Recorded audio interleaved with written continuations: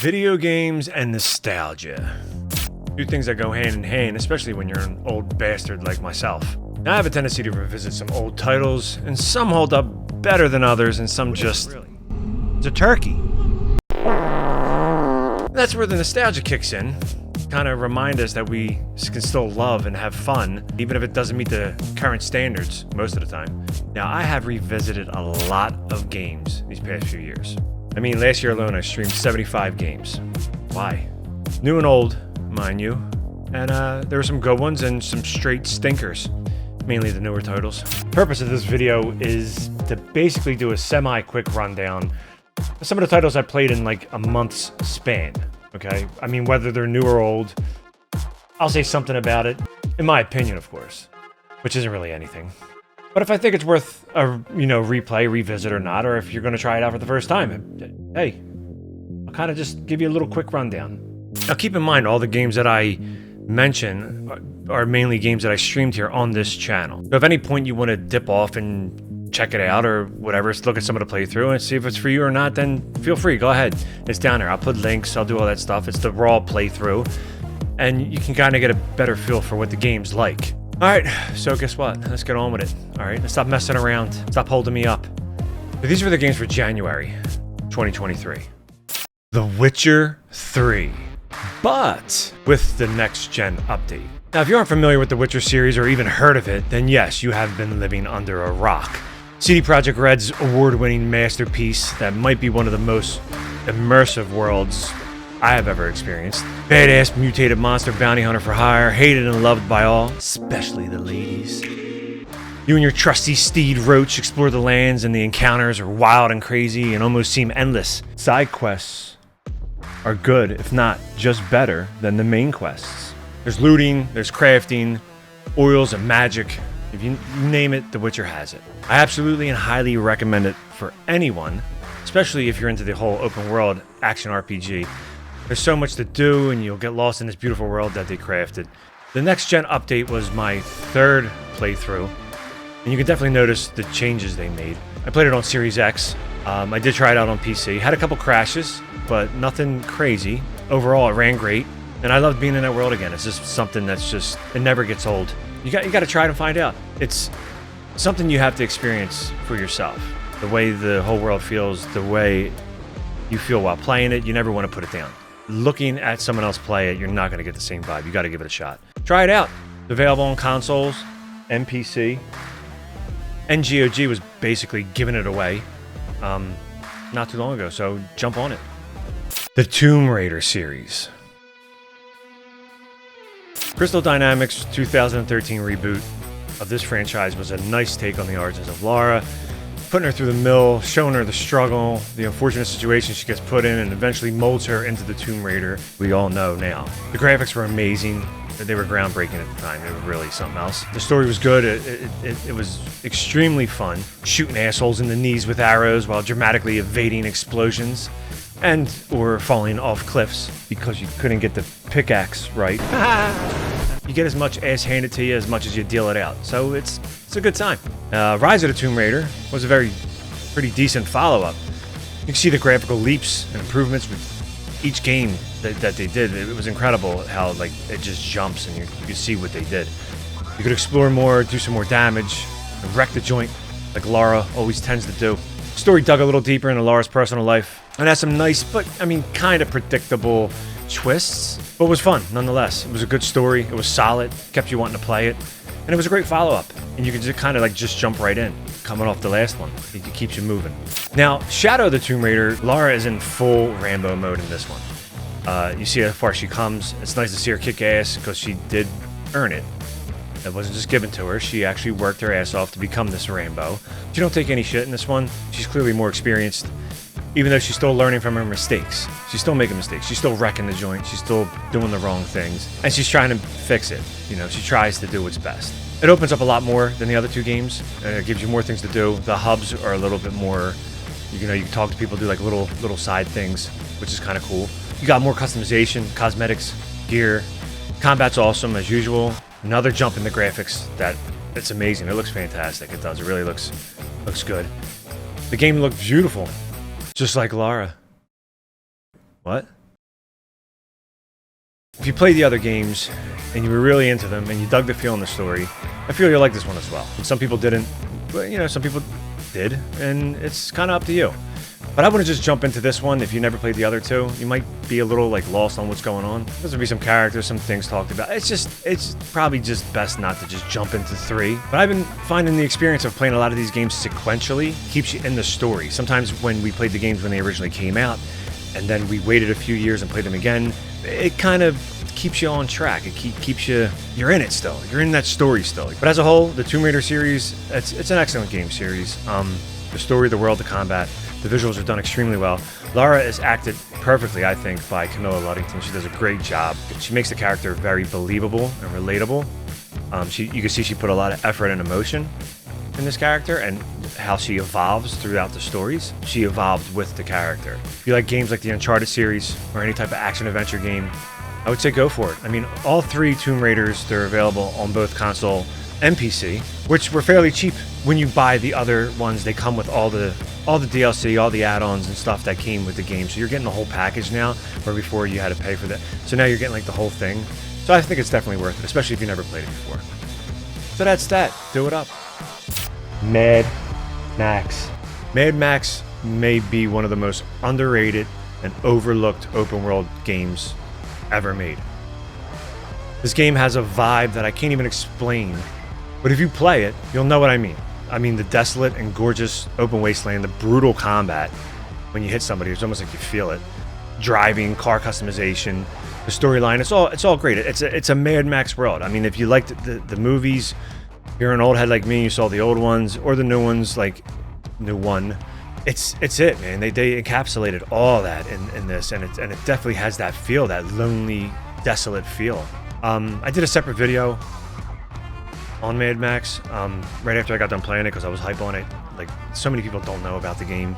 It's like one of those games that kind of just fell to the wayside. If you want to check that out, I go a little bit more into the story, It's just to talk about the game. That's basically it.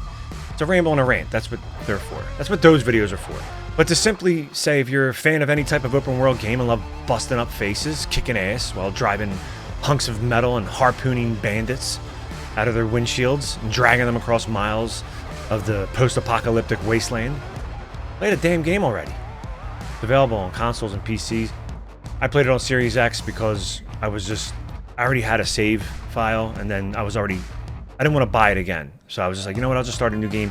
It looked great. I didn't compare it to PC, but it looked amazing because they did add a graphical upgrade at some point that is kind of noticeable. I mean, it looks gorgeous. It's crazy. It's great. It's really good. Check it out. The Max Payne series. Max Payne, my man. One of my favorite characters of all time. Someone with nothing to lose, and he wears it all over himself. Next to the blood.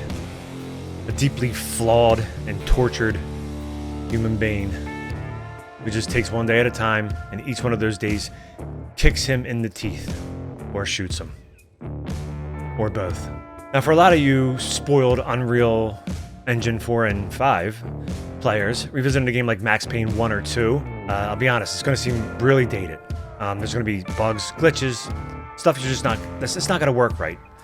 And that's where, us old heads and nostalgia kicks in, because we kind of just deal with it, because it reminds us of a simpler time playing games on a PS1.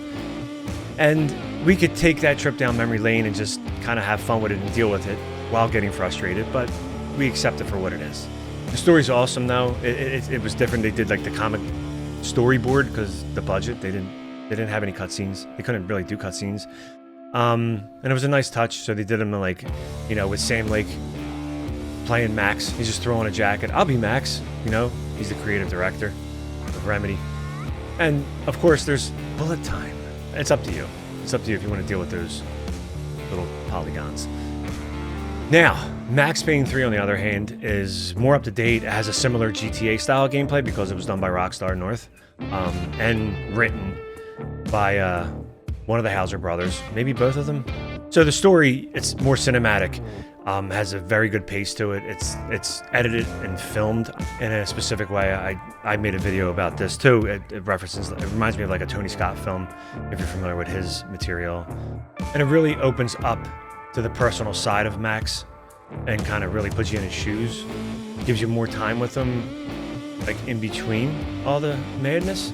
It's kind of a shame. You kind of feel bad for the guy. Like he's, you know, it sucks, and it just seems like he just can't. Anywhere he goes, anything he tries to do, he just gets himself involved in more and more shit. He's as human as it gets. So 3 is definitely awesome. Some people didn't really like it. I don't know why, but it really sinks in. It's a good story. It's a good game. Like they kind of fill in the gist, kind of like in the intro. You know, you kind of get an idea what happened to him, even though you didn't experience it. But despite, you know, Max Payne 3 being a great standalone game, those of us who experienced this character evolve over the years, it was nice to do 1, 2, and 3. But if you just jump in for a nice fun game, 3, you can still relate to the character, the story. It's still going to do something, I feel. Either way, it's a good time. It's worth a try, I think. You can probably get that dirt cheap too on PC. My recent playthrough was on PC for this one. And the other 2, and 1 and 2 actually. I did it all on PC. Remedy, the original creators of the franchise, they're like I said, they're working on a 1 and 2 remake. So maybe just wait for the remake to come out. And then you could just do 1 and 2, and maybe they'll remaster 3, even though they really don't have to, but I guess maybe they will. I don't know the direction the game's gonna go after they do the remakes. Probably see how successful they do. But the Payne is available on consoles and PC. Played it on PC.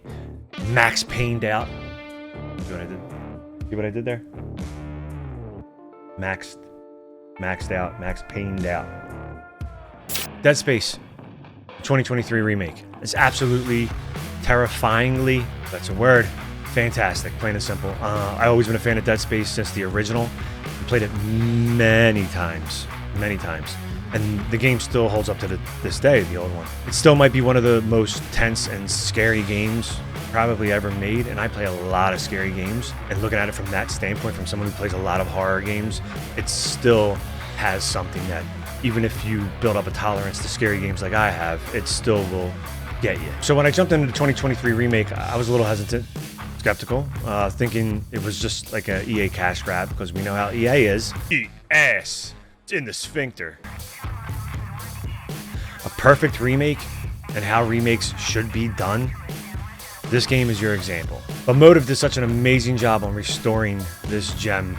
And I say restoring it because that's kind of like what they did, to a newer state without messing with any of the core things that made it great. They were super fans of the series, and they only touched up on things that were needed. They made incredible graphical and lighting improvements. Like, it's really, like, the lighting's like, it's sick. It's like really, like, you can't see what it's sick. They have some crazy suits, which were really funny. Some side quests, which was cool, that allowed you to explore the Ishimura more by going back on the tram, and going back, where you couldn't do that in the first one. You kind of just like progressed forward from like stage to stage, going down now you can kind of jump on there, jump back, go to the medical, go here, go there.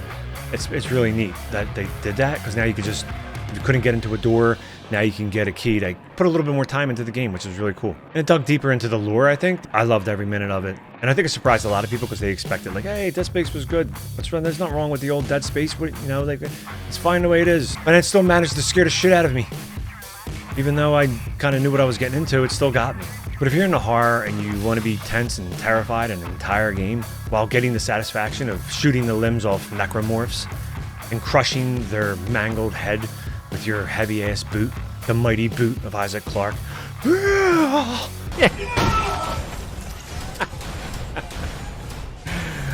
Oh, man. While running around like a madman, because, I mean, he's just an engineer. He's not like no warrior, killer, military guy. He's a damn engineer. So he's putting together engineer weapons to plasma cut people's limbs off. Then, you know, go play the damn game already, will you? Now, this one you're going to get full price. You ain't getting no deals on this one. You might now. If not, you'll see it. You'll see it come down in a little bit. It's available on PS5, Series X, PC. I played the PC version. It ran perfectly for me at max settings. Fire it up. Try to survive. So, if you made it this far, then I thank you. Seriously. Even if you didn't, I appreciate you too, even though you're gone. If I continue to do these videos, I don't know why. I mean, they're basically like, in my opinion, kind of like a rundown of the games that I just revisited. You know, they were kind of fresh, so I figured I'd just throw something out there. You know, these aren't reviews, they're just like an impression. So I talked enough. It's your turn now. So write what you want downstairs, okay? Let me know if any of these games tickled your fancy. or you just wanted to, bash your monitor in after playing them, it's all good either way. Let me know. Hey, that's it. It was long enough, but hey, be cool, take it easy, and I'll talk to you later.